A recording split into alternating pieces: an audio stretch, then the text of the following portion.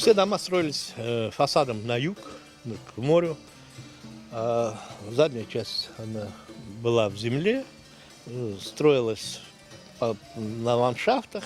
Вся архитектура крымско-татарская именно вот такая вот, террасная. И вот наглядный пример, два прекрасных сохранившихся дома. Рамы это уже ставили потом, а были открытые террасы. Да? Вот эта вот отделка верхняя фронтон называется сачак на крымско-татарском.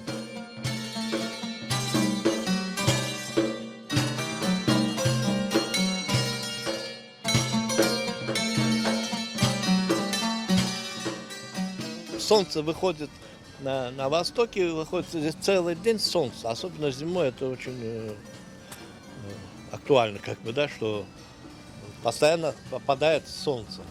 А задняя часть дома, она в земле. Вот первые этажи, они зимой теплые, летом они прохладные, потому что находятся в земле.